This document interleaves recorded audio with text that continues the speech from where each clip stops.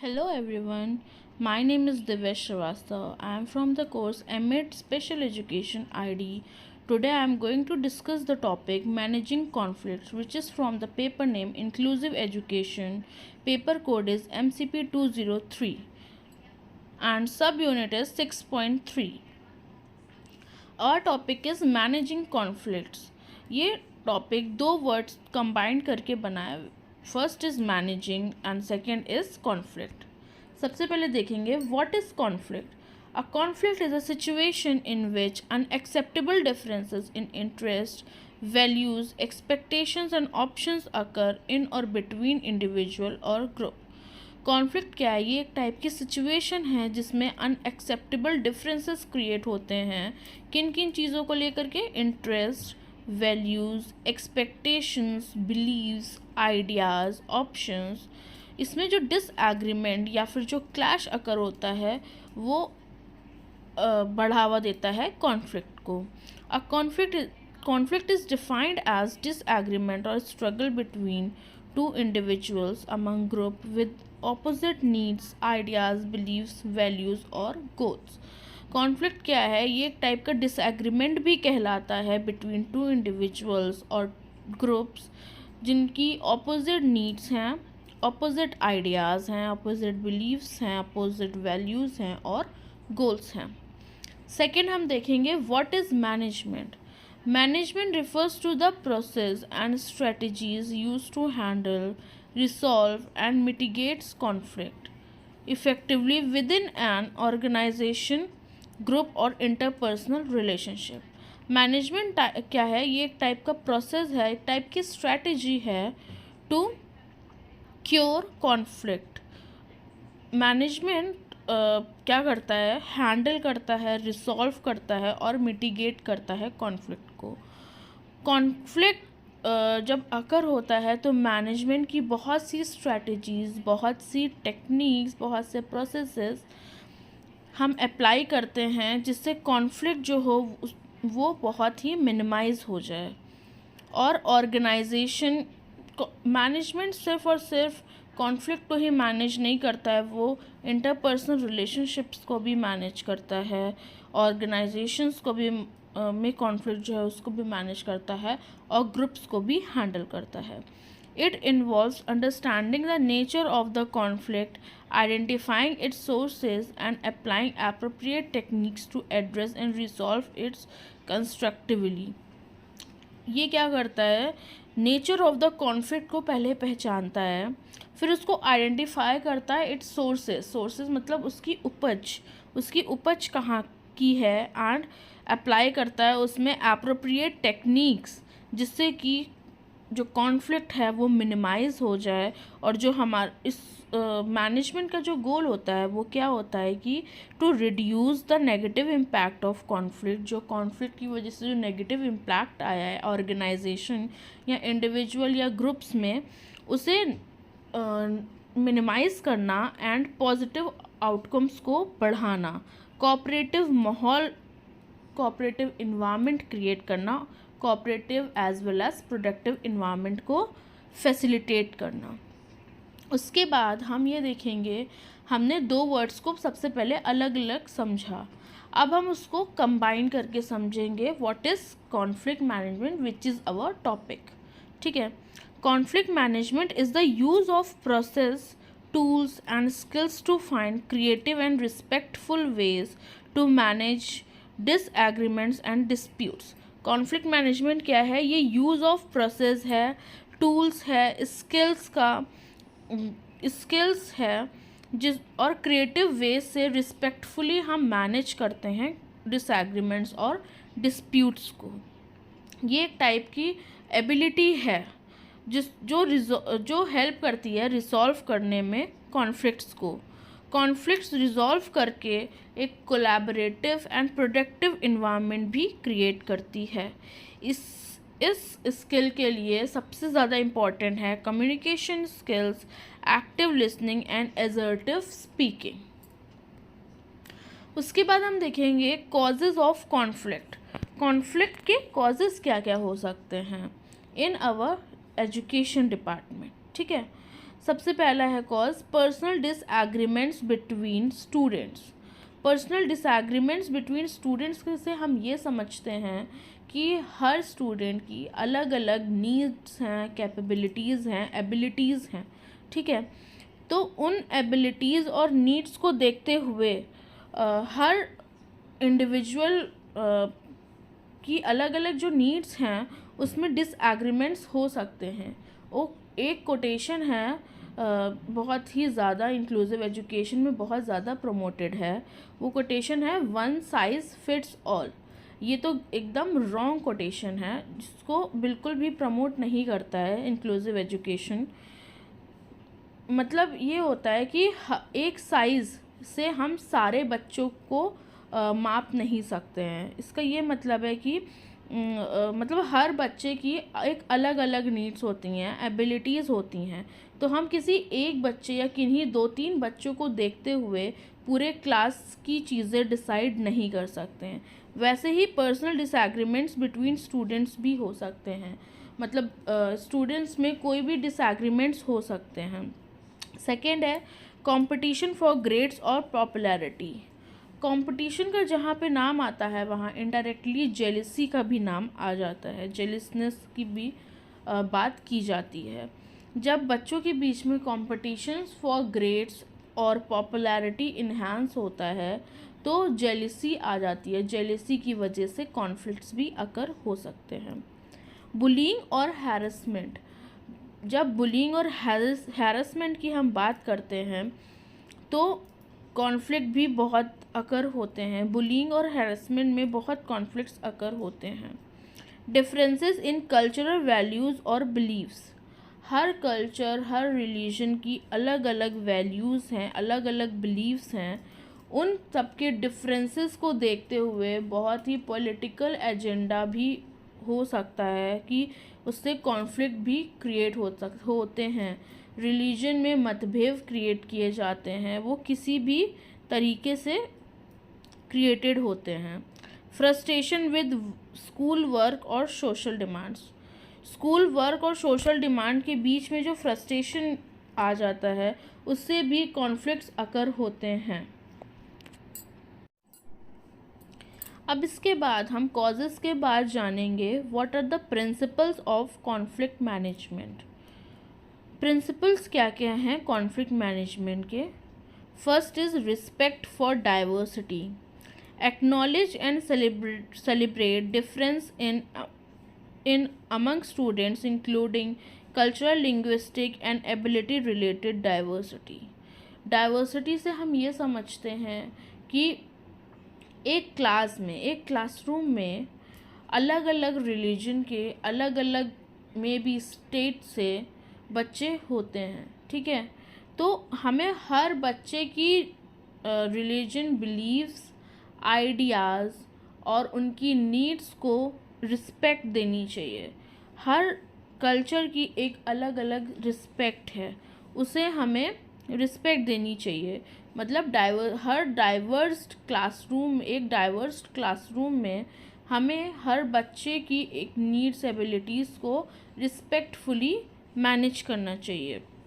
हमें उनकी जो ये डिफरेंसेस हैं, जो डाइवर्स नीड्स हैं हर बच्चे की, उसको सेलिब्रेट करना चाहिए। उनकी लैंग्वेज को समझना चाहिए, उसको सेलिब्रेट करना चाहिए और उनकी एबिलिटीज़ को और समझ करके इन्हांस करना चाहिए। Promote an inclusive mindset that values each individuals unique contribution. हमें इंक्लूसिव माइंडसेट को प्रमोट करना चाहिए इन अ डाइवर्स क्लासरूम, जो वैल्यूज़ ऑफ ईच इंडिविजुअल को माने और यूनिक, हर वैल्यू, हर इंडिविजुअल की अलग अलग वैल्यूज़ का एक यूनिक कंट्रीब्यूशन होना चाहिए। Second is open communication. इसमें क्या है, foster an environment where open, honest and respectful communication is encouraged। इसमें क्या होता है कि एक environment जहाँ पे open, honest, respectful communication encourage किया जाता है कि अगर किसी को प्रॉब्लम है तो वो विदाउट एनी हेजिटेशन शेयर कर सकता है अपने पीयर्स के साथ, अपने कलीग्स के साथ या अपने टीचर्स के साथ। Encourage students, teachers and parents to express their concerns and view points without fear of judgement or reprisal. इसमें इस प्रिंसिपल में ये कहा गया है कि हमें इनकरेज करना चाहिए स्टूडेंट टीचर्स का जो रिलेशनशिप है उसको हमें इनकरेज करना चाहिए कि वो जो अपनी पॉइंट ऑफ व्यू है या फिर उनकी कोई रिकमेंडेशंस हैं या फिर उनकी कोई बिलीव्स या आइडियाज़ हैं वो फ्रैंकली शेयर कर सकें with teachers and students as well as parents in the community without the fear of judgement. इस डर को हटा करके कि they will be judged. Third है हमारा कोलैबोरेटिव प्रॉब्लम। कोलैबोरेटिव प्रॉब्लम से हम ये समझते हैं, कोलैबोरेशन से का ये मीनिंग होता है कि एक साथ मिल कर के काम करना या कोलैबोरेटिव इन्वायरमेंट क्रिएट करके किसी भी यूनिटी में किसी भी वर्क को या किसी भी गोल को अचीव करना। इसमें क्या है, इंगेज ऑल स्टेक होल्डर्स यहाँ पे हमारे पास कौन कौन होंगे, students, teachers, parents and support staff in collaborative efforts to address and resolve conflicts. हमें क्या करना है, हमें इंगेज करना है ऑल स्टेक होल्डर्स को, यानी कि स्टूडेंट्स को, टीचर्स को, पेरेंट्स को और सपोर्ट स्टाफ को कि वो कोलैबोरेशन में आकर के काम करें और रिसॉल्व करें कॉन्फ्लिक्ट्स को। मतलब उनको एक हमें यूनिटी की दिशा दिखानी है कि ये आपका यूनिटी है और आप इस यूनिटी में अपना गोल अचीव करिए और अपने कॉन्फ्लिक्ट्स को रिजॉल्व करिए। फोर्थ प्रिंसिपल है हमारा एम्पैथी एंड अंडरस्टैंडिंग। एम्पैथी का मतलब है कि हम अपने आप को दूसरे के शूज़ में डाल करके उसकी फीलिंग्स, उसकी प्रॉब्लम्स को फील करना या समझना।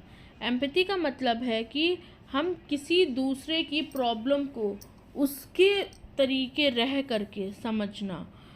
Teach and model empathy by encouraging students and staff to understand and appreciate others' perspectives and feeling।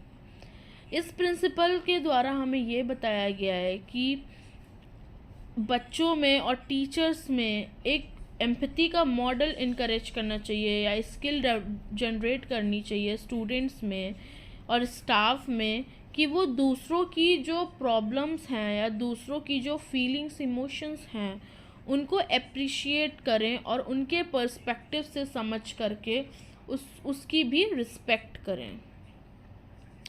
Fifth है हमारा fairness and equity. ensures that all policies and procedures are applied fairly and consistently।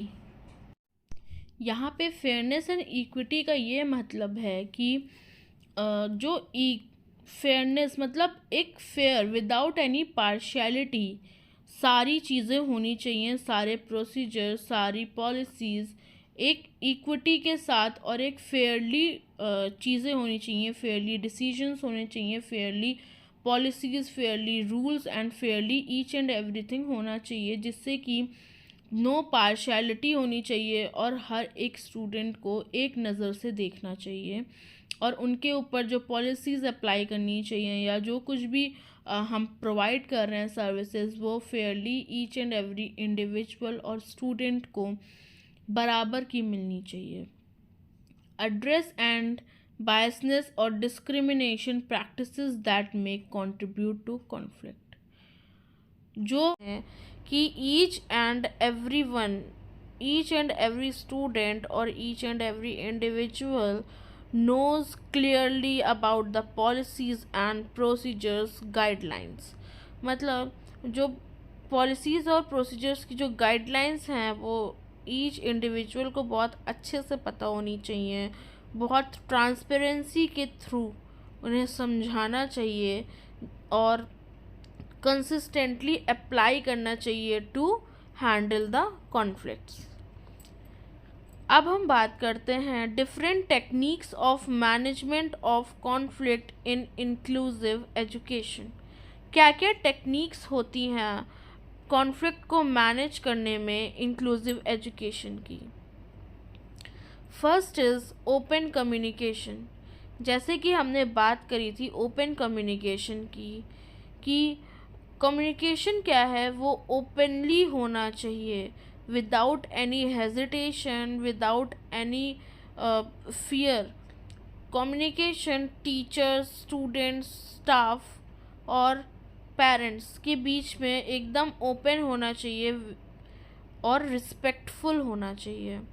Establish open lines of communication among students, teachers, parents and administrators. एक effective communication होना चाहिए between students, teachers और parents और administrators के बीच में, without any fear of judgement, without any hesitation. Frankly एक open communication होना चाहिए। Encourage active listening and ensure all parties feel heard and respected। हमें क्या इनकरेज करनी चाहिए? Active listening. एक गुड लिसनर की स्किल होनी चाहिए और ये इंश्योर करना चाहिए कि सारी पार्टीज़ को ये फील होना चाहिए कि हाँ they are heard and respected. मतलब हर इंडिविजुअल, हर ग्रुप, हर कम्युनिटी, हर ऑर्गेनाइजेशन को ये फील होना चाहिए, हर स्टूडेंट को ये फील होना चाहिए कि हाँ मेरी सुनी गई है और उन्हें रिस्पेक्ट मिली है एक गुड लिसनर की तरीके से। मतलब उनकी जो प्रॉब्लम्स हैं, उनके जो हर्डल्स हैं, उनको अच्छे से सुनना चाहिए और उसके अकॉर्डिंग उनके कॉन्फ्लिक्ट्स या क्लैशेस को रिजॉल्व करना चाहिए। Collaborative problem solving. Collaborative problem solving से क्या मतलब है? जैसे कि आप इमेज में देख सकते हैं कि सब एक साथ जिक्सॉ पजल सॉल्व कर रहे हैं। इससे हमें क्या समझ में आ रहा है? इससे हमें ये समझ में आ रहा है कि हमने एक कहावत सुनी है, एक के बजाय दो।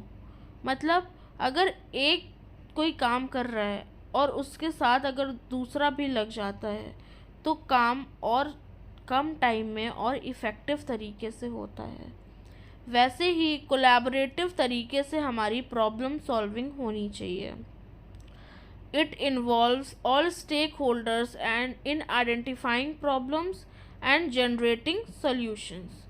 मतलब हमारे जो ऑल स्टेक होल्डर्स हैं, हमारे कौन कौन स्टेक होल्डर्स हैं? Students, teachers, staff, parents, community, ये सब हमारे स्टेक होल्डर्स हैं। इन सबको problem of the conflict identify करनी चाहिए और एक साथ मिल कर के यूनिटी के साथ उसको रिजॉल्व करना चाहिए।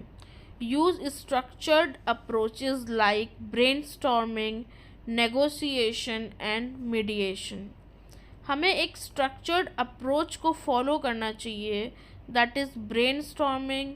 ब्रेनस्टॉर्मिंग का क्या मतलब है? ब्रेनस्टॉर्मिंग का मतलब है कि जो गाइडलाइंस और जो चीज़ें हैं, बिलीव्स हैं, आइडियाज़ हैं, उनको बैठाना चाहिए। और नेगोशिएशन मीन्स नेगलेक्टिंग सिखानी चाहिए। अगर कोई नेगेटिव चीज़ें हैं उनको इग्नोरेंस सिखानी चाहिए कि इसको कैसे इग्नोर करना चाहिए। थर्ड है हमारा conflict resolution training. Conflict resolution training में क्या होता है? ये एक टाइप की ट्रेनिंग होती है जिसमें हम स्किल प्रोवाइड करते हैं टू अ स्टूडेंट या स्टाफ। उसमें हम उसको स्किल प्रोवाइड करके उसको टेक्निक्स एंड स्ट्रेटजीज समझाते हैं टू रिजॉल्व द कॉन्फ्लिक्ट। उनको हम ट्रेनिंग प्रोवाइड करते हैं। Providing training for students and staff on conflict resolution strategies. उस स्ट्रैटेजीज़ और कॉन्फ्लिक्ट रिजोल्यूशन की जो स्ट्रैटेजीज़ हैं, उनकी जो स्किल्स हैं, उसके लिए हम ट्रेनिंग प्रोवाइड करते हैं स्टूडेंट्स को, टीचर्स को। Teach skills such as empathy, active listening, negotiation and assertiveness. हम कौन कौन सी स्किल समझाते हैं उन्हें? Empathy, active listening, negotiation and assertiveness. Empathy का मतलब है कि बच्चे को या स्टूडेंट को या टीचर को अगर किसी को वो देख रहा है कि वो प्रॉब्लम में है, तो उसको जज ना करके, उसमें क्लैश ना ला करके, एटलीस्ट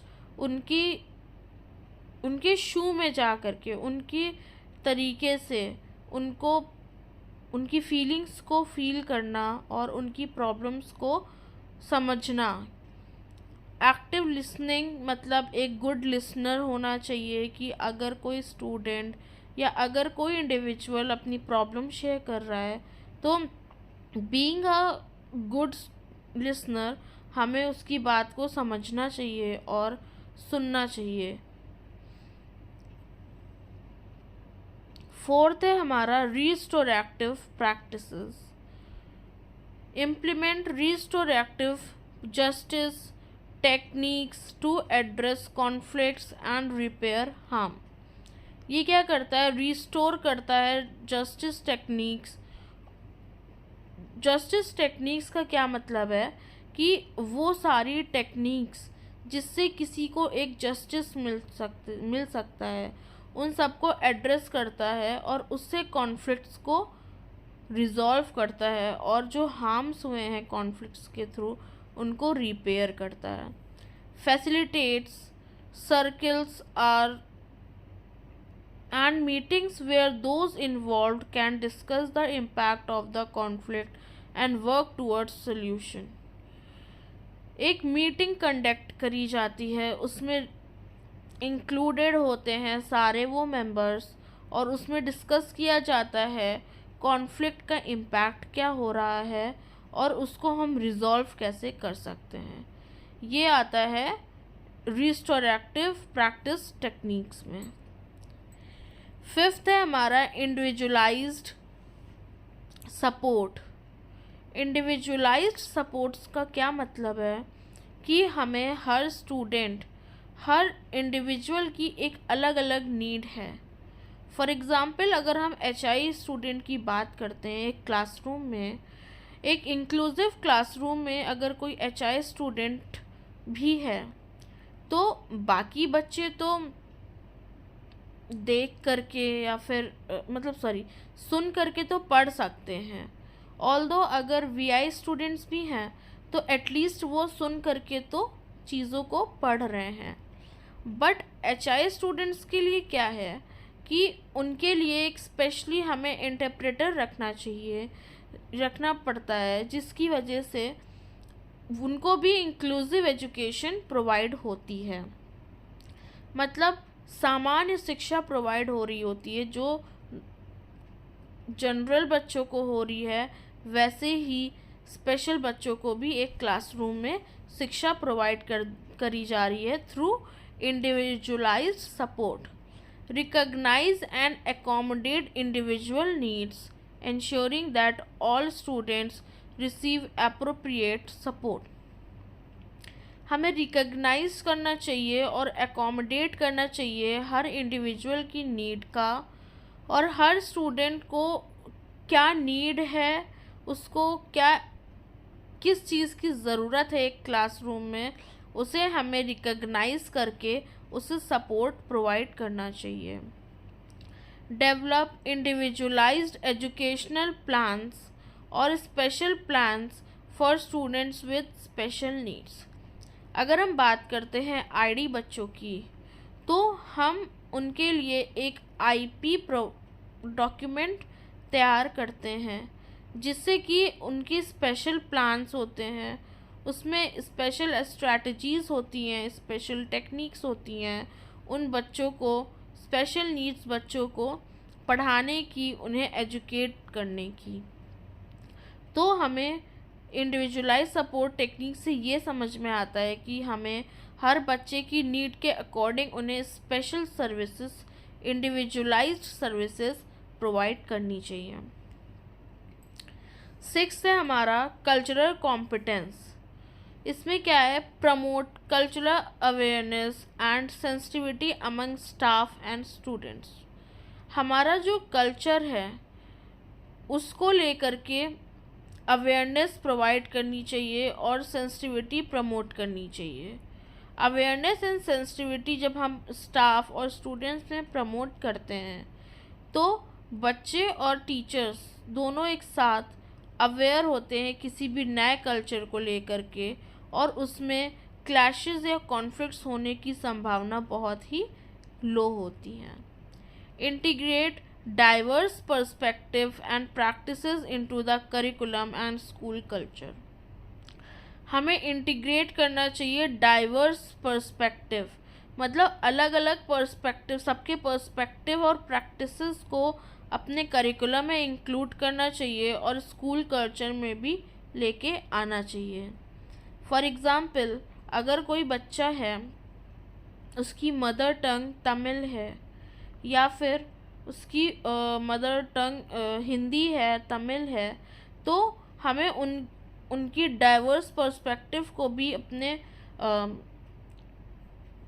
माइंडसेट में रख करके उनकी जो नीड्स हैं उनको भी फुलफ़िल करना चाहिए। Proactive classroom management. What is proactive classroom management technique? Establish clear, consistent rules and expectations. इसमें क्या होता है कि एक क्लियर, कंसिस्टेंट रूल्स और एक्सपेक्टेशंस को इस्टेब्लिश करना चाहिए। Use positive reinforcement to encourage desired behaviour. एक क्लासरूम में हमें क्लियर, कंसिस्टेंट रूल्स को अप्लाई करना चाहिए और इस्टेब्लिश करना चाहिए, और एक्सपेक्टेशंस को भी क्लियरली हमें इस्टेब्लिश करना चाहिए, और पॉजिटिव रीइंफोर्समेंट के थ्रू हम इनकरेज कर सकते हैं एक डिज़ायर्ड बिहेवियर का। हम बिहेवियर मॉडिफाई कर सकते हैं through positive reinforcement. Peer mediation. Peer mediation. Train students to act as mediators to help their peers resolve conflict.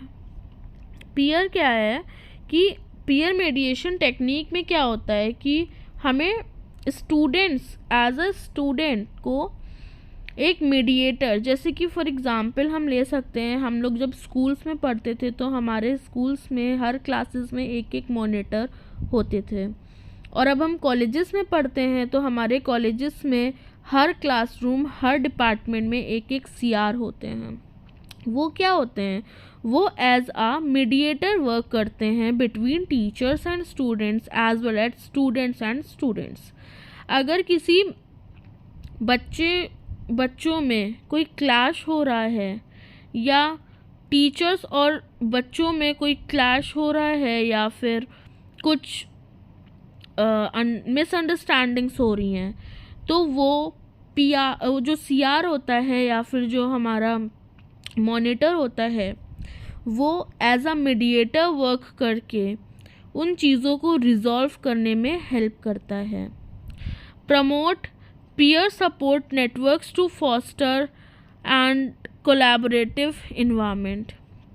हम प्रमोट कर सकते हैं पीयर मीडिएशन के थ्रू एक कोलैबोरेटिव इन्वायरमेंट। एक पीयर जो होता है या फिर सीआर जो होता है या मॉनिटर होता है, वो कोई भी स्टूडेंट हो सकता है, वो इलेक्ट किया जाता है by maximum support and votings.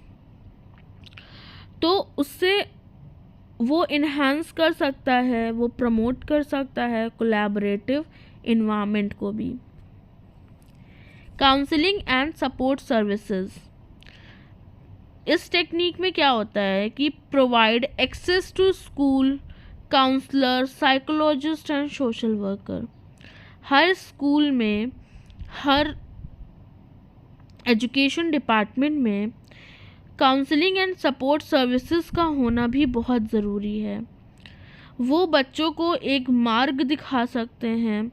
Counselling हो सकती है बच्चों की, जिससे कि बच्चों की बहुत सारी चीज़ें, internal feelings as well as उनकी एबिलिटीज़ एंड कैपेबिलिटीज़ दोनों ही हमें पता चल सकती हैं।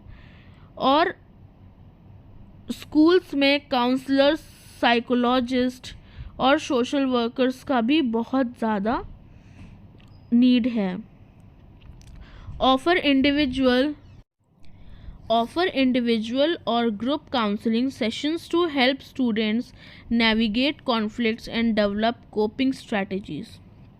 हम क्या कर सकते हैं कि हम इंडिविजुअल और ग्रुप काउंसलिंग सेशंस रख सकते हैं स्टूडेंट्स के लिए, जो कि हेल्प कर सकता है स्टूडेंट्स को कॉन्फ्लिक्ट्स मिनिमाइज करने में और स्ट्रैटेजीज़ को डेवलप करने में।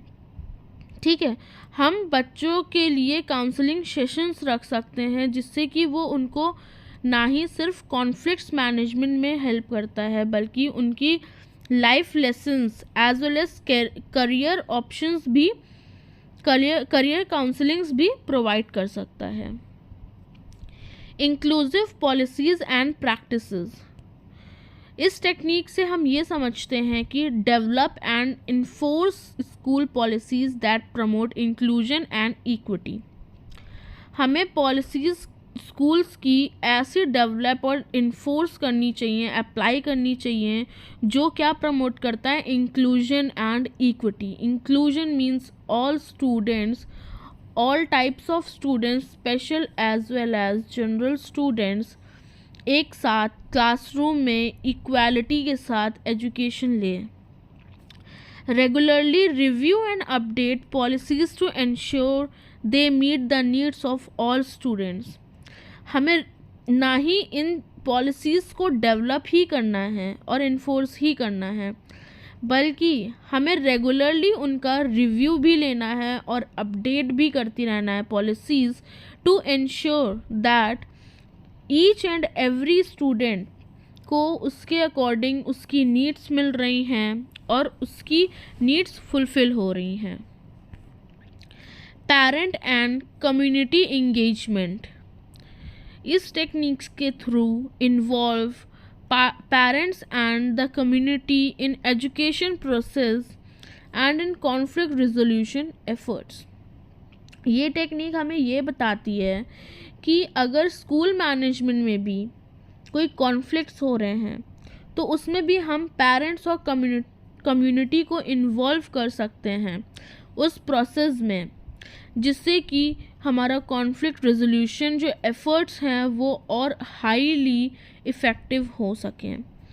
क्योंकि बहुत बार ऐसा भी होता है कि स्टूडेंट्स और टीचर्स के बीच में अगर क्लैश होता है, तो जो कम्युनिटी और एडमिनिस्ट्रेटर्स और जो पेरेंट्स होते हैं वो बहुत ही इफ़ेक्टिव और बहुत ही मेजर रोल प्ले करते हैं। Foster partnership for community organizations to provide additional resources and support. Community से पार्टनरशिप भी होनी चाहिए ऑर्गेनाइजेशंस की, जिससे कि स्टूडेंट्स हैं और जो इंडिविजुअल्स हैं उन्हें एडिशनल रिसोर्सेज के साथ साथ सपोर्ट भी मिलता रहे। लास्ट टेक्निक्स है हमारी मॉनिटरिंग एंड इवैल्यूएशन। इस टेक्निक से हमें ये पता चलता है कि हमने सारी टेक्निक्स भी लगाई हैं, सारे प्रिंसिपल्स भी लगाए हैं और हमने सारी टेक्निक्स और प्रिंसिपल्स को अच्छे से इफ़ेक्टिवली फॉलो भी किया है, बट हमें रेगुलरली एसेस भी करना चाहिए उसकी इफ़ेक्टिवनेस, उसकी स्ट्रैटेजीज़, उसकी टेक्निक्स को। हमें ये देखना चाहिए कि जो हमने पॉलिसीज़ बनाई हैं, जो हमने फॉर्मुलेशंस किए हैं अपने ऑर्गेनाइजेशंस या एजुकेशन डिपार्टमेंट में, वो इफ़ेक्टिवली वर्क कर रहे हैं या नहीं। हमें प्रॉपर फ्रीक्वेंटली फीडबैक्स लेना चाहिए, हमें स्ट्रैटेजीज़ में अपडेशन भी लाना चाहिए। Collect feedback from students, staffs and parents to continuously improve practices. मतलब हमें फीडबैक और हमें फीडबैक लेते रहना चाहिए आवर पॉलिसीज़ और स्ट्रैटेजीज़ का, जिससे कि हमारी जो प्रैक्टिसेस चल रही हैं उनको हम और इम्प्रूव कर सकें। हर स्टूडेंट और हर इंडिविजुअल के अकॉर्डिंग उनकी नीड्स को हम पॉलिसीज़ और इन सब के थ्रू हम और इम्प्लीमेंट कर सकते हैं और प्रैक्टिसेस को और बढ़ा सकते हैं। Thank you.